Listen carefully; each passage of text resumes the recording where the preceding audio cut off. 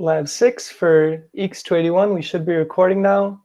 This lab was supposed to be held by Crystal, another IA, but she unfortunately lost her voice, so I'm going to be filling in for her.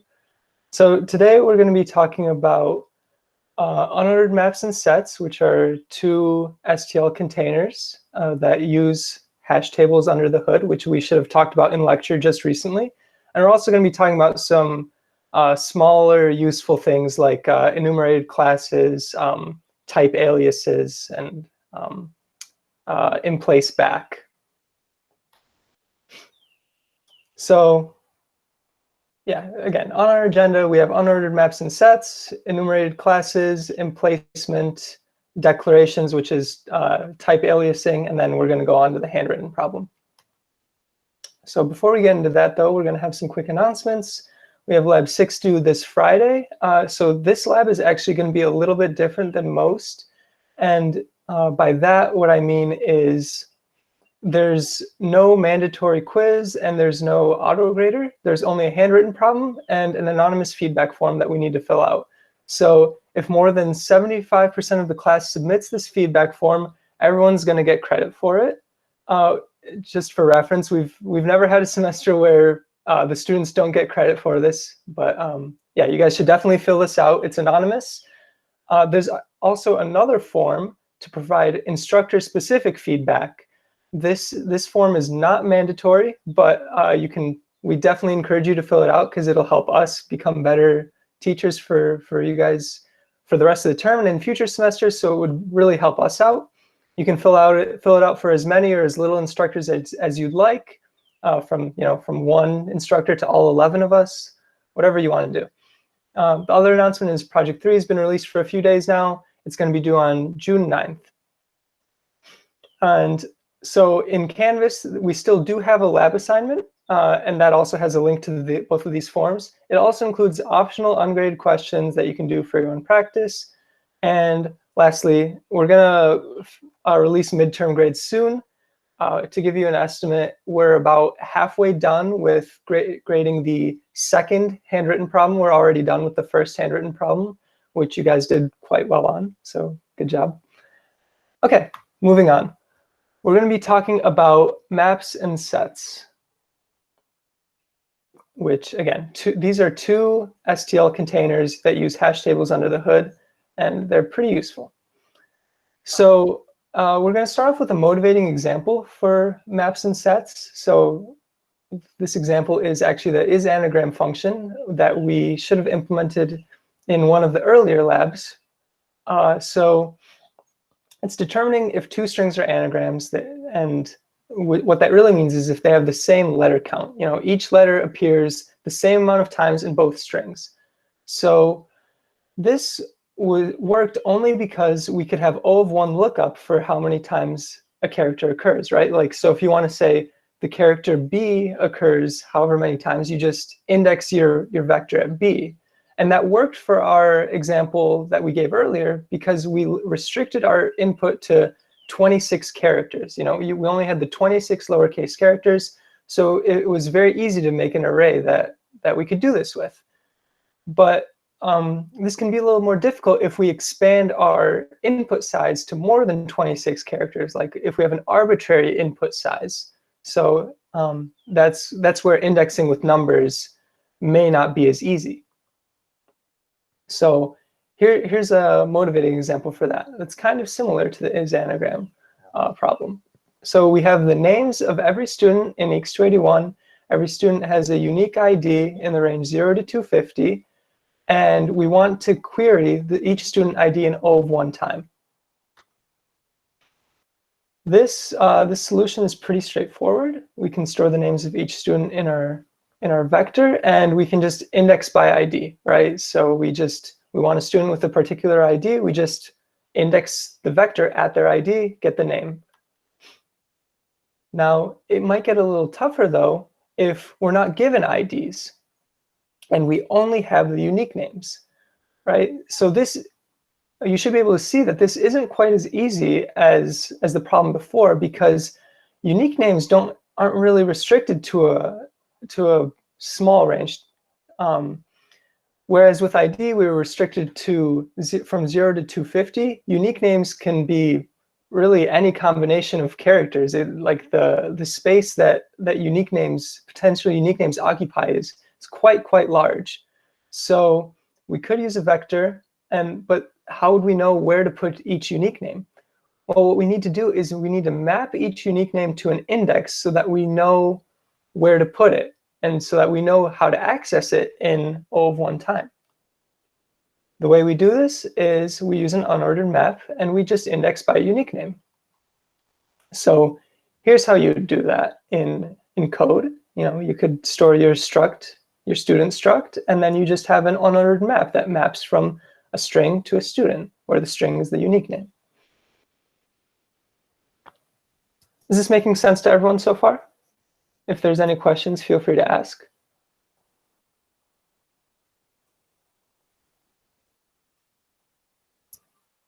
Okay, great. Yeah, I'm going to move on. We can also have this add grade function that we can modify grades for a student. That's all good. Okay, advantages of an unordered map. Again, this is what I was talking about. If a unique name, let's say it's restricted between 3 and 8 characters, that's, to be precise, that's about 200 billion combinations of unique names. Obviously, we don't want to make a vector that contains 200 billion elements.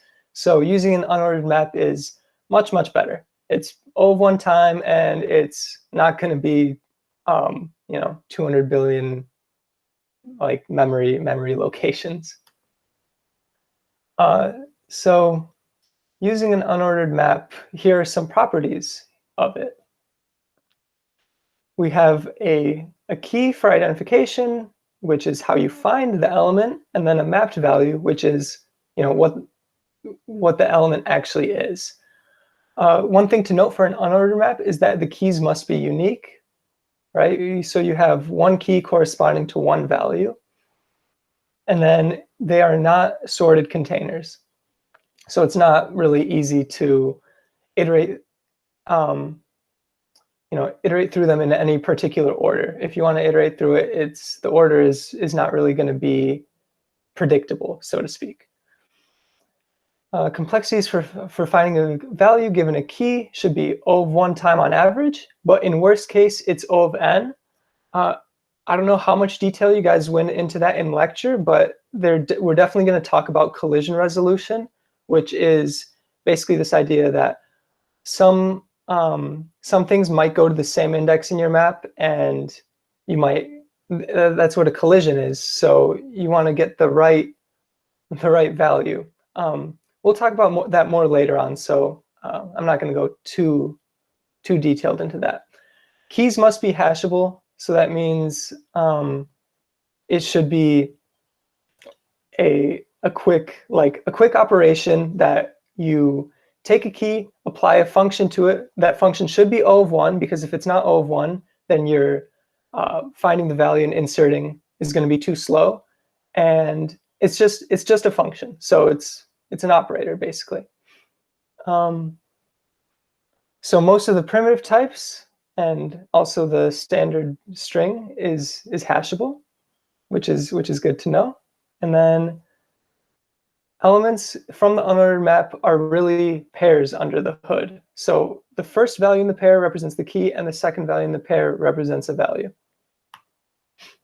And then we're going to do a little quick review on pairs, which you guys are probably familiar with a little bit.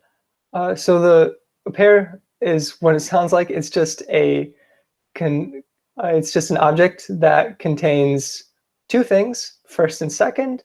They can be of any type. Each of them can be of any type, and you can basically think of it as just a struct that contains two items. Pretty straightforward.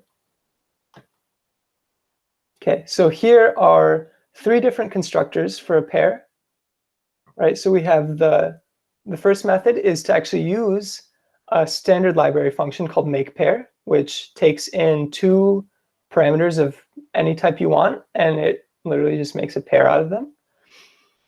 We can also use this constructor that you should have seen with vectors before. You can construct vectors this way. You can also construct pairs using these curly brackets. And then the third method is with assignment, like as follows. Very similar to this one, the only difference is we have an equal sign. And then to access elements, we just use the .first and .second. So pretty self-explanatory. You have two elements in your pair. .first will get you the first, .second will get you the second. To compare pairs, the only way that pairs are going to be equal is if they have the exact same first and second values. And then the less than operator for pairs works such that we first compare the first elements, and then only if the first elements are tied do we look at the second element in the pair. So here are two quick examples of these pairs being compared, and again, pretty straightforward. Oh, we had a question.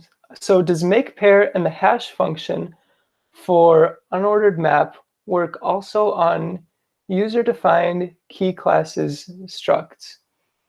So if we go back to make pair, it will work on, I believe it'll work on your user-defined key, your user-defined structs, because the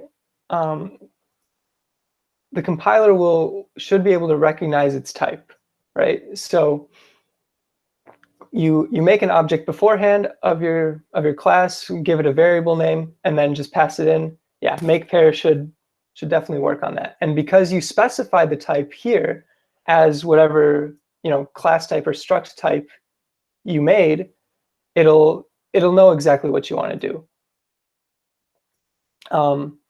Hash function will also work.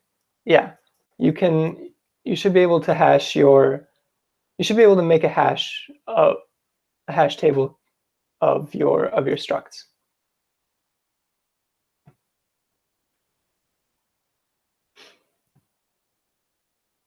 Okay, moving on. So we have these are the basic unordered map operations that we can do. We have the square bracket operator, which what it does is it will create a default value object if the key is not found, and it will basically just access the thing at your key, right?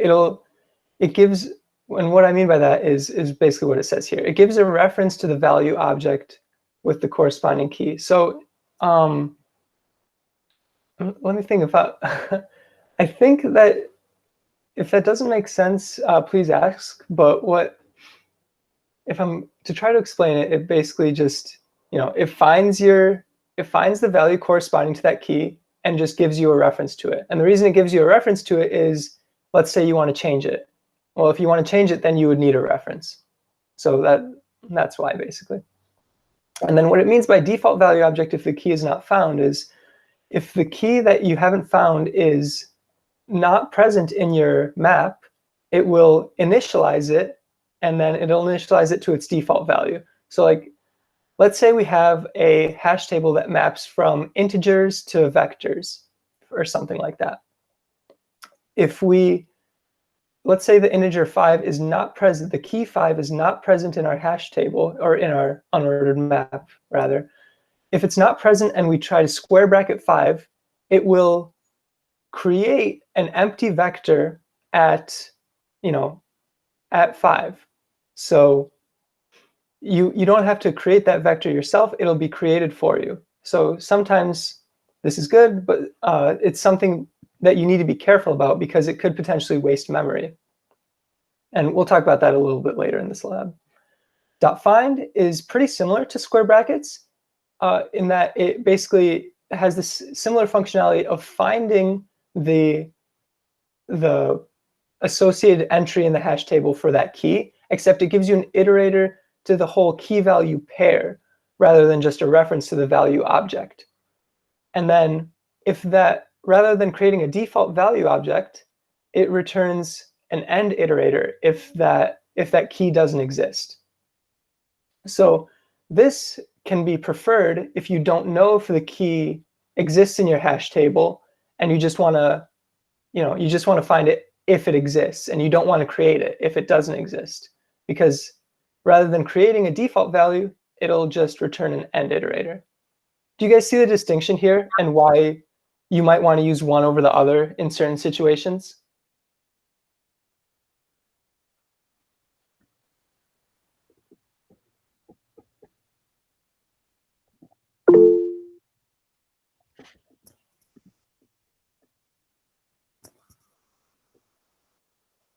Okay, we have yes. And when do we use insert?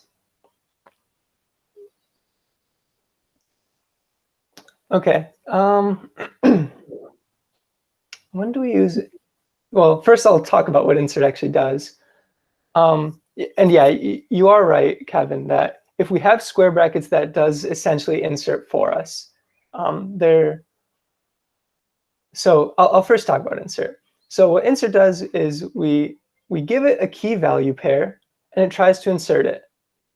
And then it will return a pair containing an iterator to the key value pair with a Boolean, and that Boolean tells us whether the insertion actually took place. So, and also this function can't change the existing value. So I think this part is a little confusing. It returns a pair containing an iterator to the key value pair. It's a lot of pairs going on here. It's a little confusing. So what's going on here is that we have we're trying to insert it, and then if the insert is successful, then we're going to get a pair that contains its first value being an iterator to the pair that we inserted. And then the second value of the pair is a Boolean that tells us if it was successful, it would say true. If the insertion is not successful, meaning that the key already exists, then our Boolean in the pair that it was returned is going to be false. So, and then we don't really care about what the iterator contains because the insertion wasn't successful, right? So the reason that we would want to use insert over square brackets is because we want to see if we actually inserted successfully, right? So insert, the key part of this, I think, would be the Boolean, right? Because the insert function, by looking at the Boolean, which is the second parameter of the returned pair, will tell us whether we were successful in our insert or not, and whether we actually did anything meaningful. Whereas operator square brackets, it doesn't tell us if we successfully inserted, if that key already exists. It's not quite as informative, right? So basically, if you want to see if you're not sure whether you inserted, like whether this already exists in the hash table and you want to try to insert it, then you should use insert. If you know it doesn't exist and you want to insert it, square brackets is perfectly fine. Generally, I'd say that in my experience, I've found that I use square brackets a lot more than insert, but that's just me. Insert or assign is the exact same as insert, but it will change the existing value, right? So if you insert something with insert or assign, it will, and it already exists, rather than failing and returning false, it will actually change the value. And yeah, that's how it works. Erase removes a key value pair from the hash table, pretty straightforward. And then the begin and end iterators, they're forward iterators that will traverse key value elements in some order. So again, this goes back to the part where there's no real ordering to hash tables, and by extension, unordered maps. So these forward iterators, you can increment them, you can access the next element in your hash table, but you really don't have any idea what it's going to be. Will insert or assign always return a true Boolean then? That's a good question. So I'm not 100% sure. To be honest, insert or assign is kind of obscure. I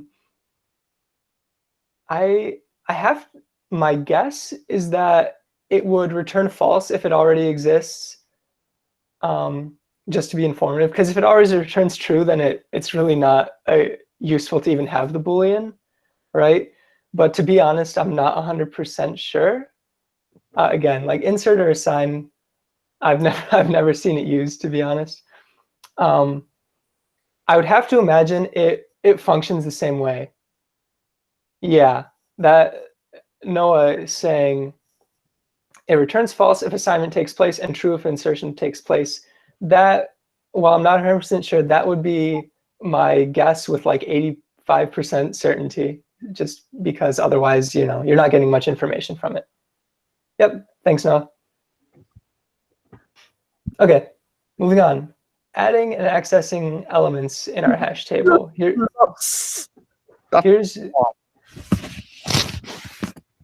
Here's just a quick example of working with elements in your hash table.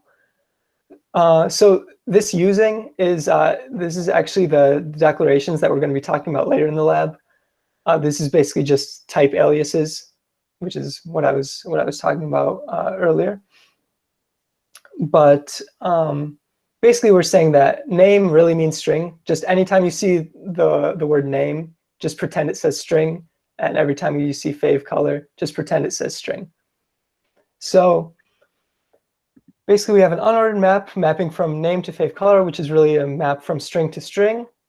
So then the favorite color of Mr. Kevin is orange. The favorite color of Paoletti is gray. And then this will return, or if we print or see out the favorite color of Paoletti, we get gray. If we see out the size of favorite colors, we get 2. And if we see out the favorite colors of nobody, what are we going to get? Do you guys have any ideas of what we might get? I'm going to give you guys like 45 seconds to just throw out what you guys think is going to happen.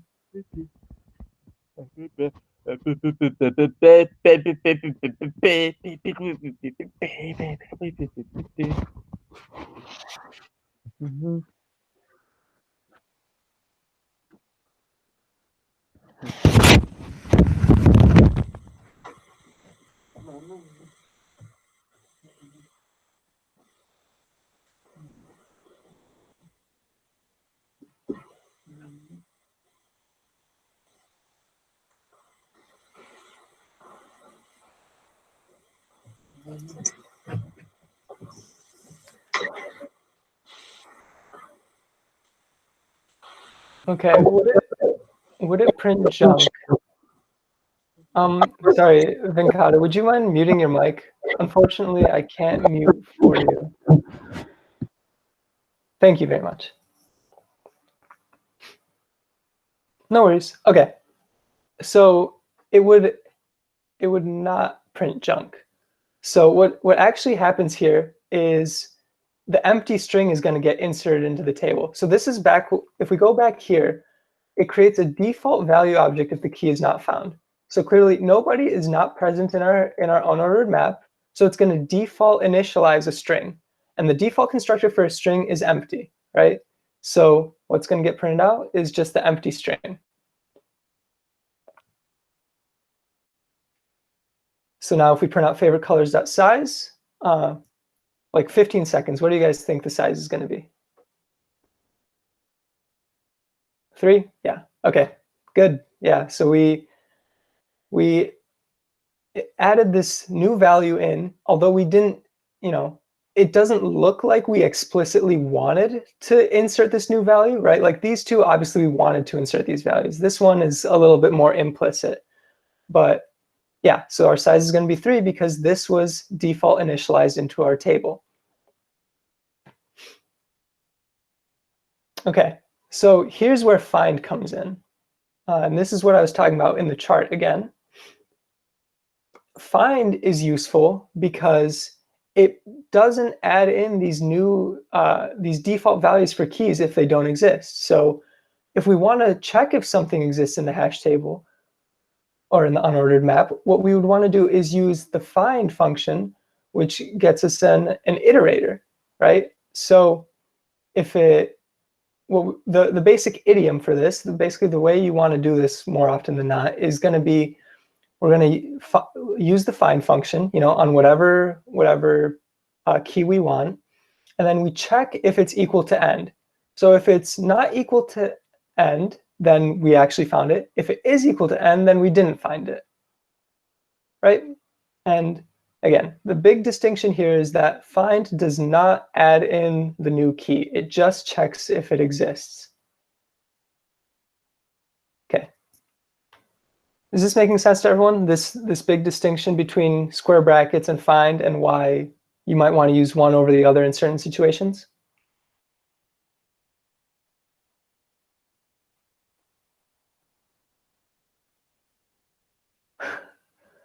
Great, that's awesome. Your favorite color is blue, Kevin. I'm sorry. Should have asked you beforehand before making these slides. So yeah, again, back to this distinction. A common performance pitfall with unordered maps would be, again, using square brackets versus find. So if we use map.find as we were talking about, and then we want to print out the corresponding value, we could do it this way, right? We use map.find, and if it's successful, we just print out map at x. So do we see why this is two lookups? It's two lookups because we first find it, right? And then after we have it, we do another lookup by doing map at x, right? So this is a lookup and this is a lookup, which is really not ideal. We could do it in one lookup, however, if we use map.find and actually use the returned value, the returned iterator, and then we just access the second member of that iterator, right? So that's going to be a little bit better. Again, hash table lookup is generally O of 1. Whoops. Hash table lookup is generally O of 1, but sometimes it could be a little bit slower. It's definitely oftentimes going to be slower than just accessing the second member of an iterator, which is like super O of 1, Okay, another performance issue. We want to be careful about overusing the square bracket operator, right? So this is three lookups, right? Employees at x.salary, employees at x.title, employees at x.years working. We're looking it up three separate times, which is not the best. However, again, using this find function and the iterator that's returned from it, we can just look it up in our hash table once and then just access the second member to get the value, and that's going to be a lot faster. And then we would also generally want to use the reference specifier for accessing values in our unordered map. Although that's not really a huge deal, there isn't too much difference here, but it is, I suppose, slightly better style to use this reference. Okay, now we can go into some multiple choice practice and see if we understand everything we need to about unordered maps. So given these five scenarios, pick which ones would not be appropriate for a hash table. So I'm going to let you guys read through these five scenarios, and I'll give you guys, I'll say, 2 minutes to come up with an answer. So I'll connect back with you in 2 minutes. Just leave, if you get the answer, just leave, type in the numbers in the chat.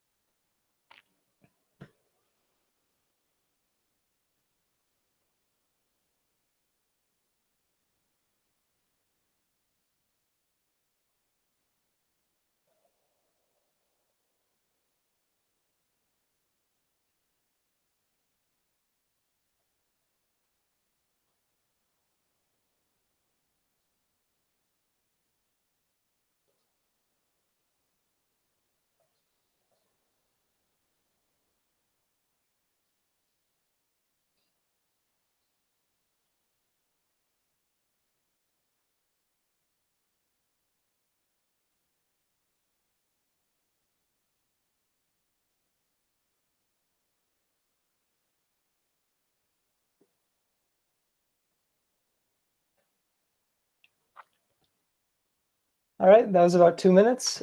So yeah, it looks like most of you guys are on the right track. Or I guess we have closer to a split between, so we're either saying 1, 4 or 1, 4, and 5.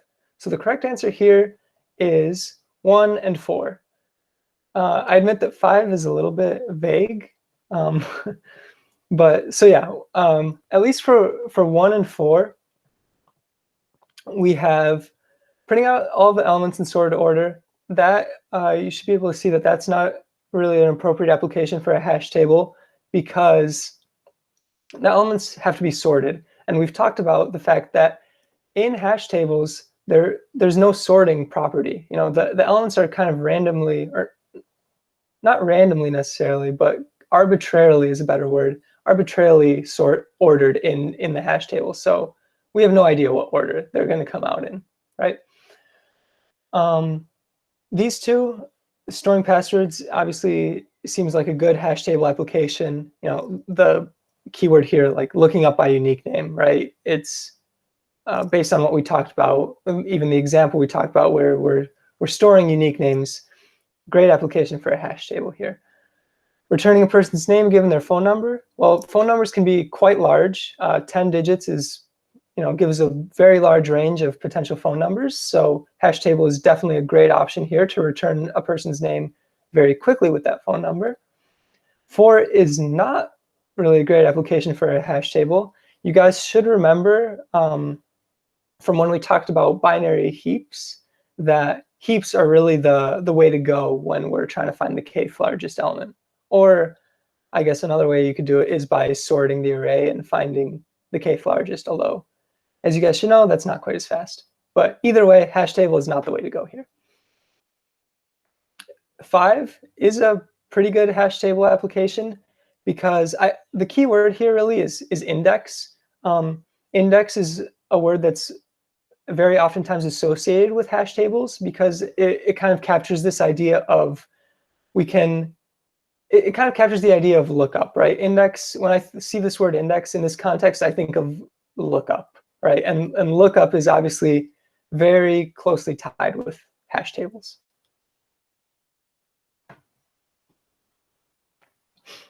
Okay, so now we have a quick problem.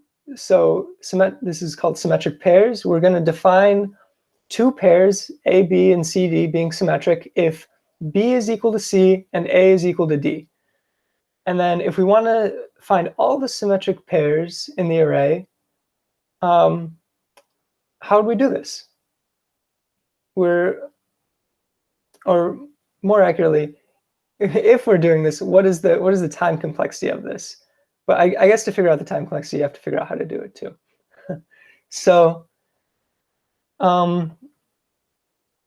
if hashing is involved, we're going to assume that searching and inserting is theta of 1 time. That's just to simplify things a little bit. So yeah, I'll give you guys, I'll say, again, 2 minutes to think about this. You can look at this example if you want a little bit of help understanding the problem. And then, yeah, just put in 1, 2, 3, 4, or 5, depending on what you think the time complexity is. And also this n2 is n squared.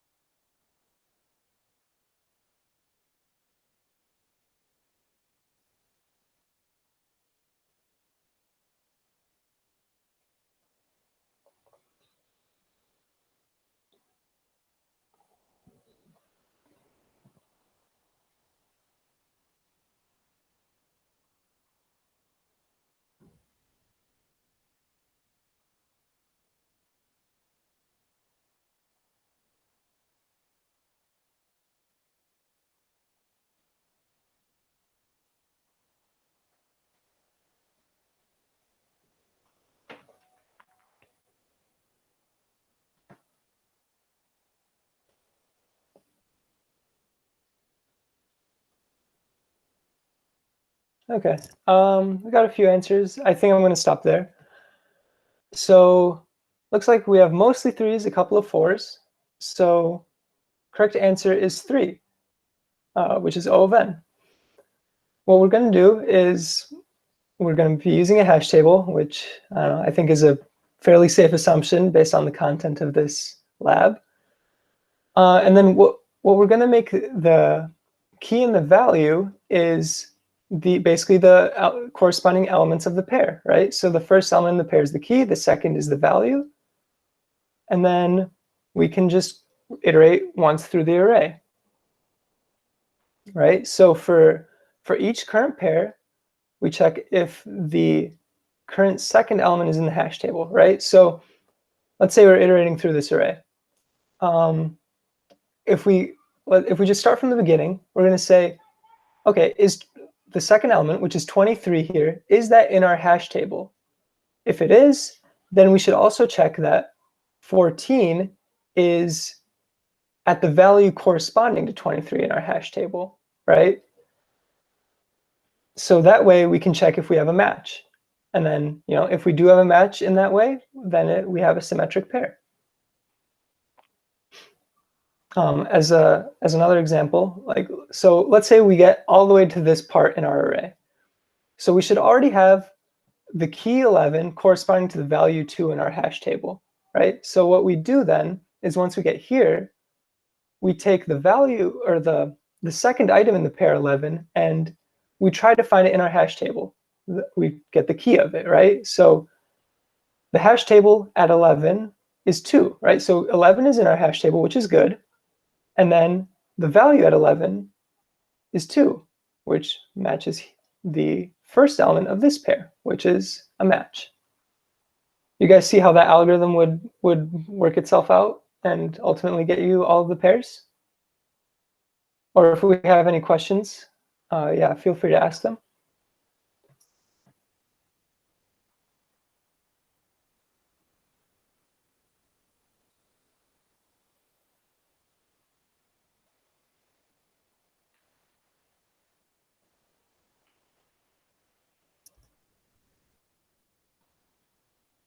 Okay, I'm going to assume that everyone has a pretty good grasp on this. Nice. Oh, why is search O of 1?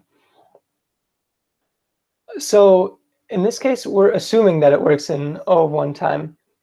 In reality, right, hashing or hash table search is worst case O of n if you get super, super, super unlucky. But for practical reasons, and most of 99.999% of the time, it's going to work really well. It's going to be O of 1 time, basically.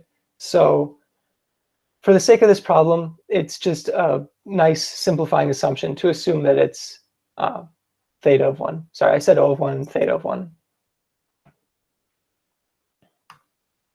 Okay, we're going to keep going. So to some interview problems, I suppose. So we're given a vector of integers, and we want to find the first non-repeated integer. So as an example, we have this vector, and we see that negative 234 is repeated, 2 is repeated, 1 is repeated, and then we have 10. 10 is not repeated at any point in the vector. So how can we think of an algorithm that we would employ to basically solve this problem? I'll give you guys 3 minutes. And then, yeah, just write down like a general approach to your algorithm in the comments if you have any ideas. Jack says, didn't we do binary search on this before? So sort first and then binary search. Yeah, you could do that, right? That would be n log n time, right? So I think it's a safe guess to say that we can actually do this faster than that. And another safe guess would be to say that we can do this using hash tables, right? So think about how we can use hash tables to do this in faster than n log n time.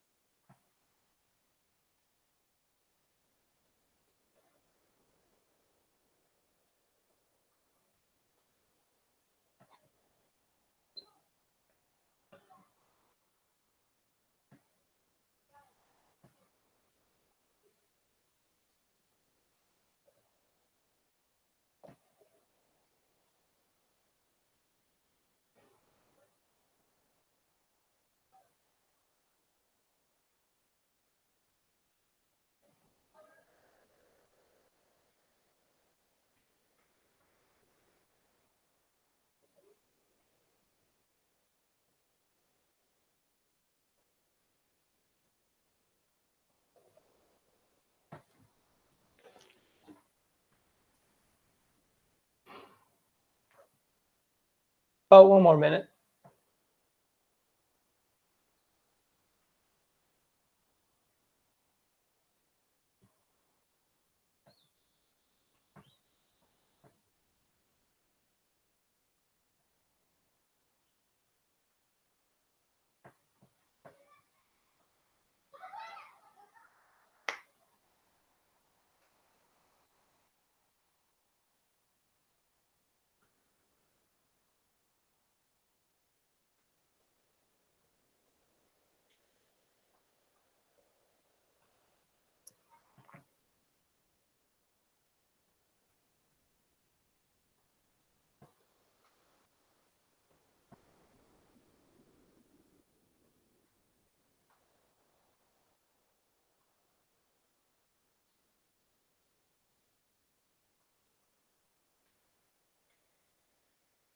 Okay, so that's time. Does anyone need a little bit more? If someone does want just a little more time to think, I can do that.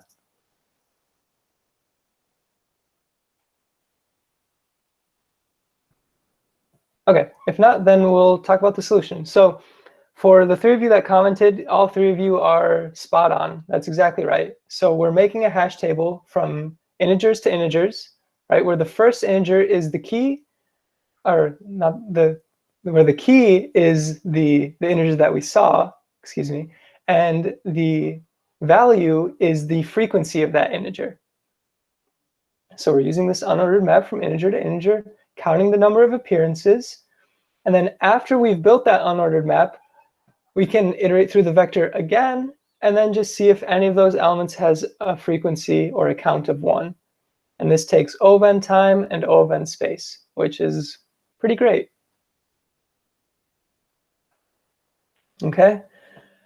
Modifying the problem slightly, we are given a vector of integers again, and now we want to find the first repeated integer. So the first integer that actually does appear twice.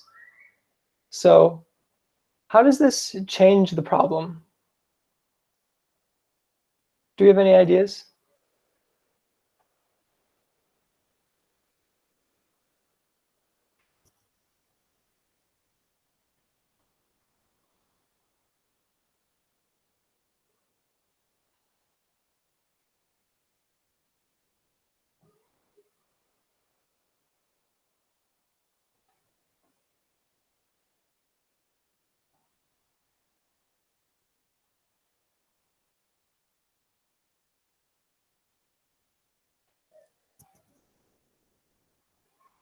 We can do it in the process of building the hash table.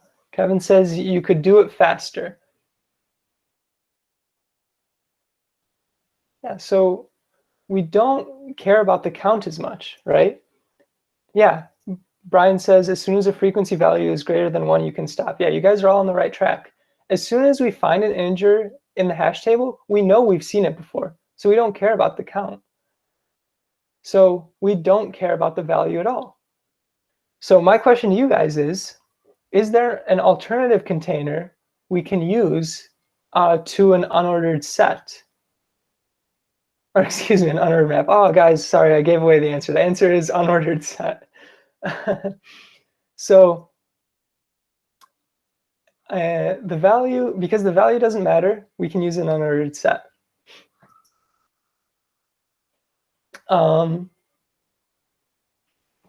It's so an unordered set, how it differs from an unordered map is that we don't have values, basically. The keys are the values. So instead of having pairs, we just have, individual things, individual items. So again, it basically functions in terms of complexity the same way as a map. It's on average O of 1 for find and insert, worst case O of n, right? Same thing. And then here's how we would solve the previous problem, the first duplicate problem in formal code. So the difference here is, as soon as we find an element that we've already put in the set, we've seen it before. We know we've seen it before. We don't care what the count is. We just know it's, as soon as we know that once we've seen it before, that the count must be at least 1. right? So that it must be a duplicate at that point. So that means we can do this in only one pass instead of two passes like we did in the previous problem. So do you guys see how this is done in one pass and the previous one required two passes? Is that making sense to everyone?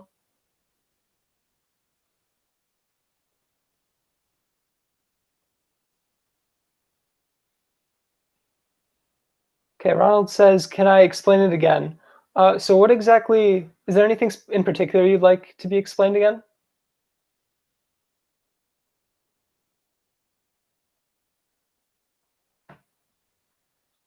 How do you find the first number that repeats? Okay, so every number we see, we put into our set, right? As we at the same time that we see it, right after we see it, we put it into our set.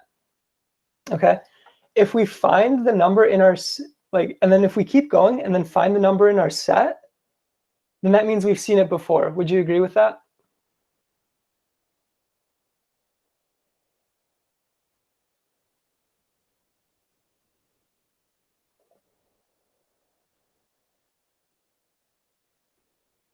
So when do you put it into the set at insert? Yeah, so this is saying if s.findNumber equals set.end, s.end, that means we don't have the set in the number, or we don't have the number in the set, excuse me. So when we don't find it, we insert it, right? So, and then otherwise, else, that means if it's not equal to set.end, so if it is found in our set, that means we know we've seen it before, so we know that we have a repeat. So at that point, we can just see out, whatever that number is, and we're done. We've found our repeated number. Arian is asking, is set kind of like unordered map, except instead of pairs, it's a single value? That is 100% correct. That is exactly what a set is.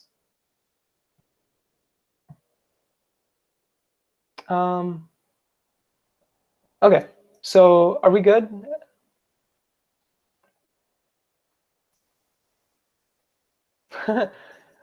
Arian, I've seen that name before. Don't worry, man.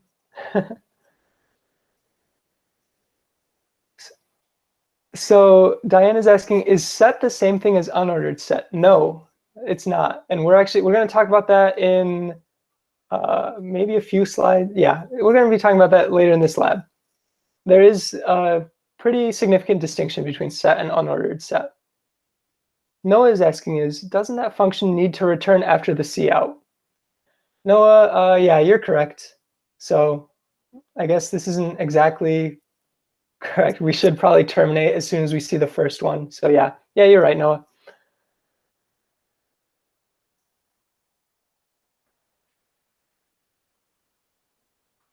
Okay, so if we're all good with this, I will be moving on. Unordered versus ordered. So yeah, this goes back to your question, Diane. The difference between set and unordered set. So as the name implies, the ordered versions of this container maintain sorted order. So as opposed to unordered set and unordered map, set and map, which are the ordered counterparts to these containers, actually maintain a sorting. So this is very useful for doing range-based operations, like if we want to print between certain values, right? Because the ordering allows us to kind of go between continuous elements, whereas again with the unordered counterparts, we don't know what order we're printing in. We can't really extract a particular range because the range could be, at random points in our container. So, but one thing that's different about this is the complexities differ, right? So we know that sorted allows us to do binary search, right? So again, because they maintain sorted order, binary search is a log n operation on sorted containers. Insertion and find are going to be log n on the ordered counterparts of these containers. So ordered set, again, unique elements, they should follow a specific order, which uses a comparator, right? So you can declare it like this with set int s, right? Or you can also specify a comparator along with the type that you're using. Right? You guys should remember from project 2, using priority queues and such, you could specify comparator. It's the same for these ordered variants to these containers. You can specify comparator to determine the ordering of these containers. Okay, ordered map is like an ordered set, except again we have key values instead of just keys.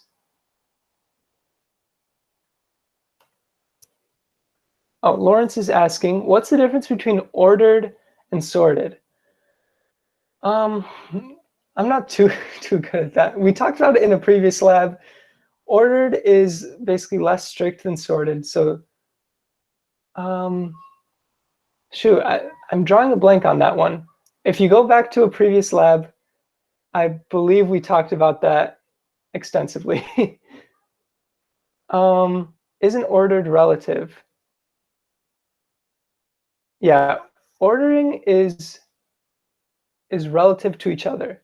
Yeah, ordering is the relative positions of elements to each other, whereas sorting is a little bit more strict. Like it has to follow the sorted format.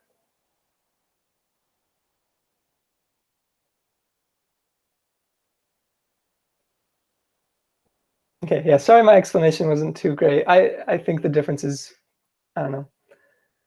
Just don't remember that one, I'm afraid. Okay, enum classes.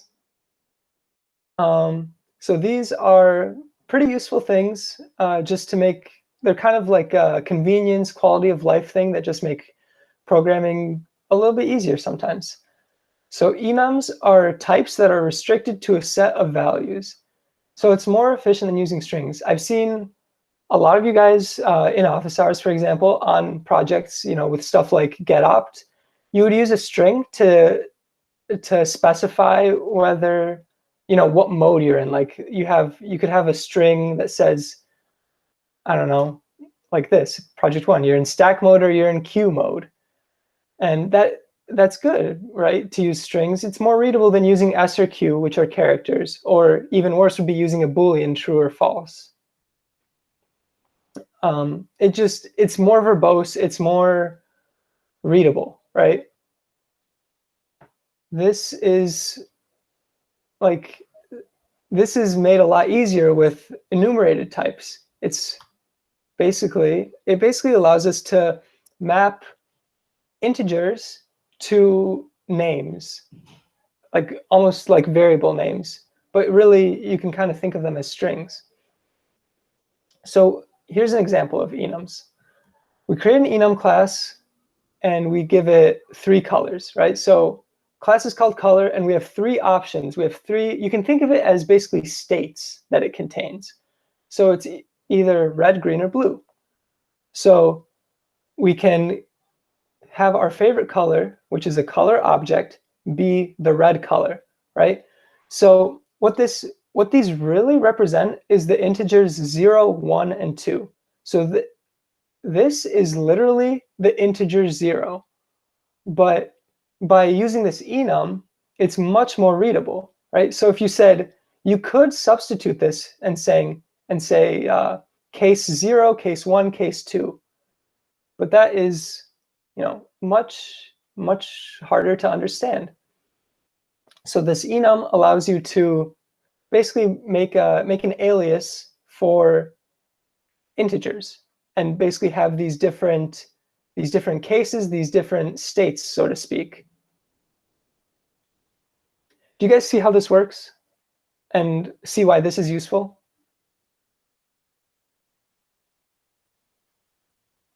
Awesome. Okay, so yes, but why? So why we do this is, as far as I know, solely for readability and convenience. It doesn't really offer any performance increases. Like if you said 0, 1, and 2, I think that'd actually be slightly faster for the compiler. Not very significantly at all, by the way, like fractions of milliseconds. But yeah, it's just much more readable. What's the difference between enum and using? So we'll get to using, and then I'll try to answer your question once I get to talking about declarations. Shulin is asking, will this code print out red? Yes, we set the favorite color to red, so the switch statement is going to find the case of red. Yeah, we're going to print out red. So as I was saying, enum values are actually represented as an integer type. So, and that's just the default. You could actually manually change it if you wanted to. So if the first enum does not have an initializer, the associated value will be 0. So that might be a little confusing, but we're going to talk about it here. So for an enum without an initializer, the associated value for it is going to be the previous plus 1. So that's what these comments are saying. We have this enum which just contains the words 0, 1, 2, 3, but they could be anything. By default, they're always going to map to 0, 1, 2, 3, so on. So what you could do alternatively is you could choose arbitrary constant values for each enum, right? So you make this enum with A, B, C, D, E, F, G, and that's going to contain A is going to be 0, B is going to be 1. We explicitly say that C is going to be equal to 10, right? So now C is actually going to correspond to 10. D now, because of this property, its associated value is the previous plus 1. D is going to be 11. Then we set E equal to 1. Then F becomes 2. If G is equal to F plus C, then G is going to be 12. So we also, one thing to note here is that we do have overlap. B and C are actually the same value, right? They're both equal to 1, which if you do something like this, that's potential room for error, right?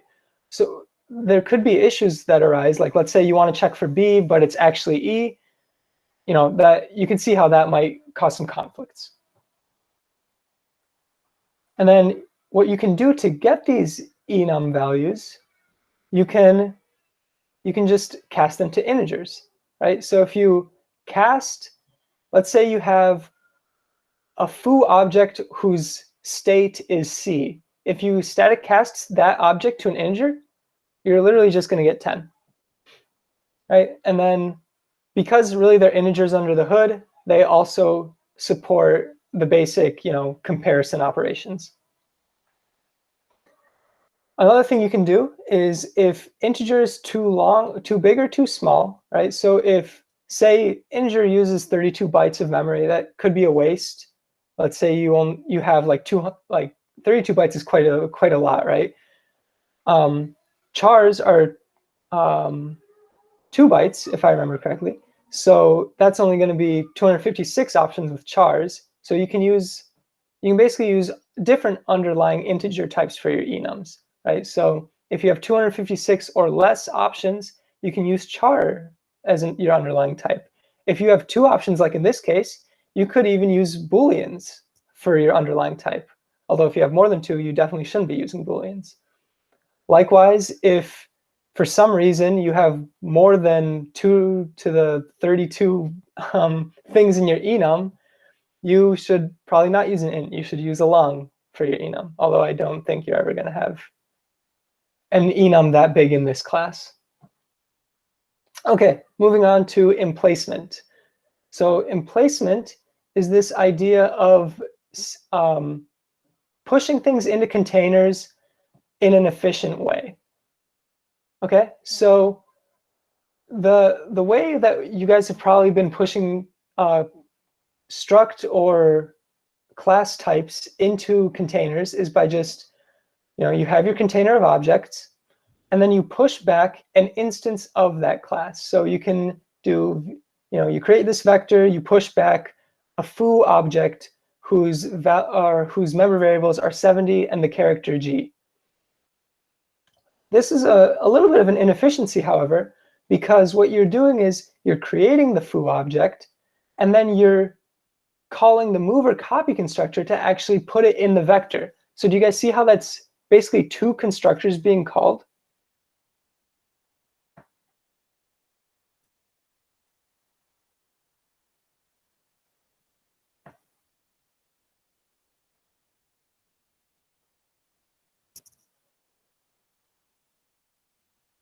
Okay, awesome. So what we can do alternatively is we can use emplaceback as opposed to pushback. So what it does is it forwards the constructor arguments and it'll create it in place, right? So it'll put it where it needs to go already at the same time that it creates it. It basically takes these two steps and makes it happen all in one. So it'll just create the object right where it needs to go. So the way you do it is you just say, v.emplaceback 70 in G. And the way that the compiler will know that it's a foo object with 70 in G is because your vector was already specified as containing foo objects, right? So because it's containing foo objects whose constructor is defined as such with int and char, we can just give it an int and a char. And it'll do all the work there for us. Okay, so a little bit more about emplace. It's supported by every STL container that supports push and insert.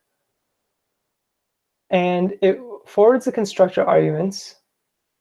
And by doing that, it's avoiding making these big copies, right? So for a struct like foo here, you're doing two constructor operations for a pretty small object, not that big of a deal. But if you're doing it for a lot of foo objects, like millions of foo objects, or we're doing it for like really massive struct types, it's really not the best, right? So here's an example. Again, this is really just the same thing. So yeah, no need to go over that.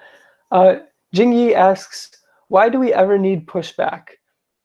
I guess I don't really know if you do. Like for struct types, you definitely want to be using emplaceback. For primitive types or atomic types, as they're called in C++, I guess, we're using like integers, characters, so on. As far as I know, pushback and emplaceback are equivalent. So I guess generally the idiom is to use, or like the standard is to use pushback for your primitive types, emplaceback for your class struct or /struct types. As far as pushback ever being better, to be honest, I don't think pushback is ever strictly better than emplaceback. Ooh, polymorphism is a good point.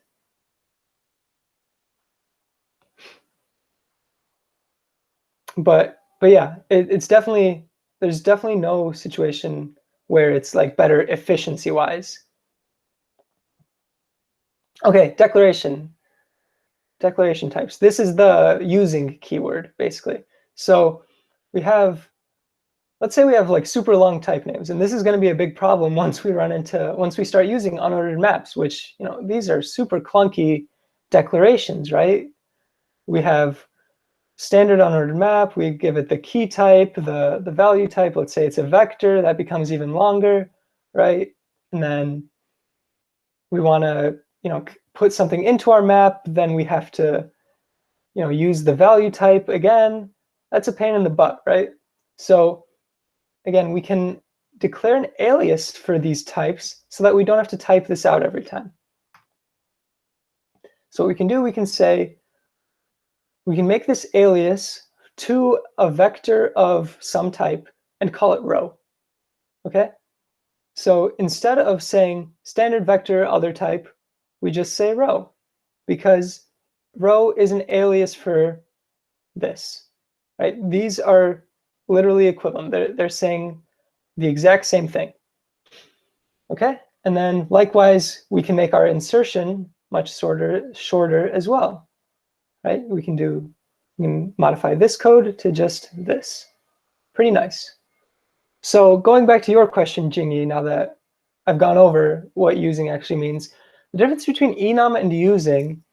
So enum is kind of, I think of it, as I was saying before, it kind of represents a state to me, right? Like it represents a state or like a multi-valued flag, right? Like,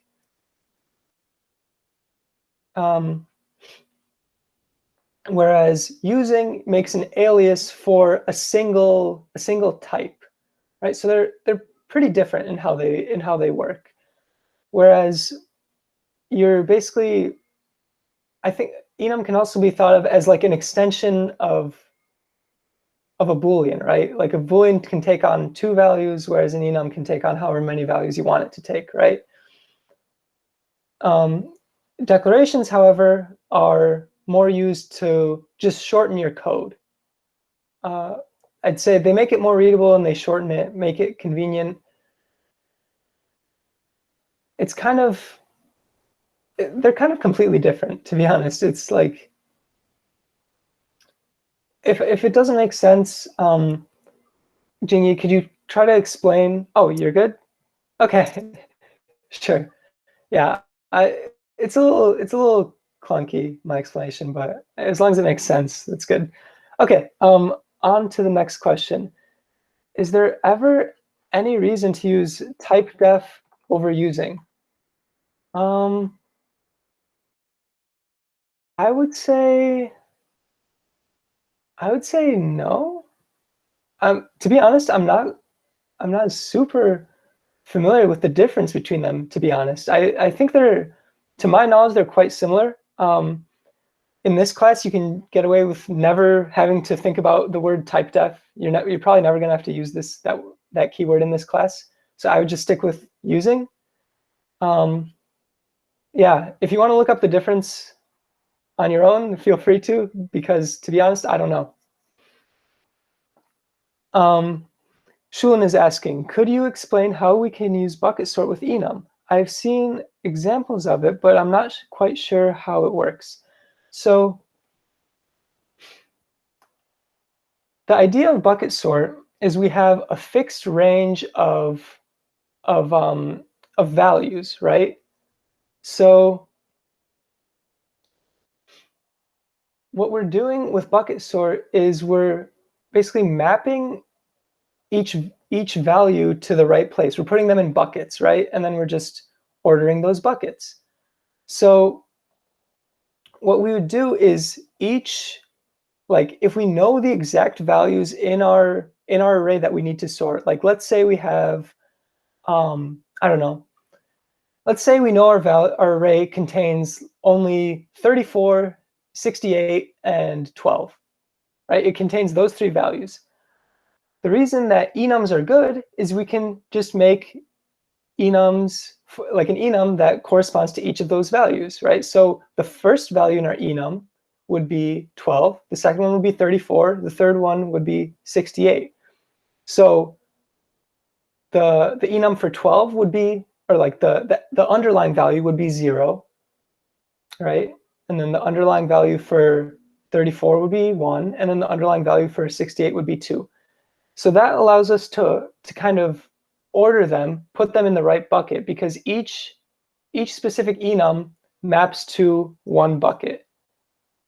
Does that make sense? How we're kind of matching up each value with a bucket? Okay, awesome.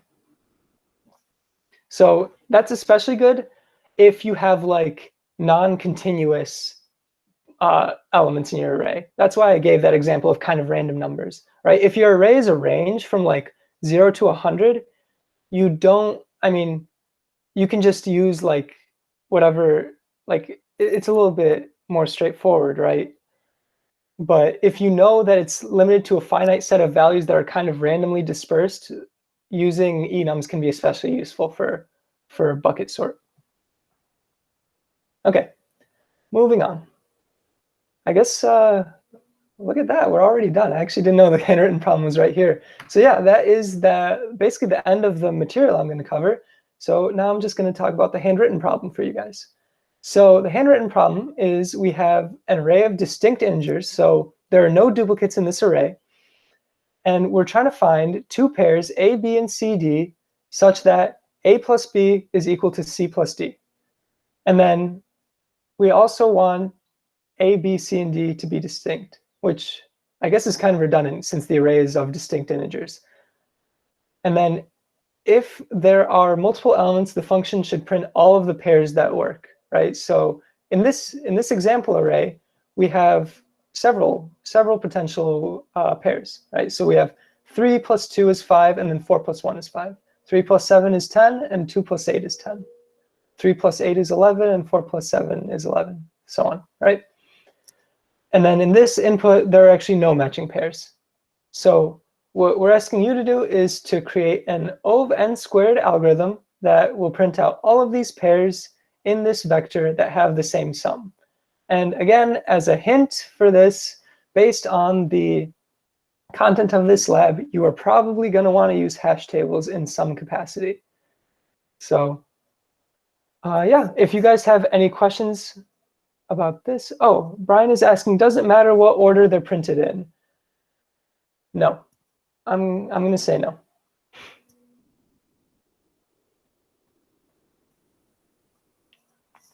Okay, yeah. Anyway, if you guys have any questions about the lab content or the handwritten or anything else, I will be staying around for a little bit longer. But that ends the material for the lab. Thanks, guys.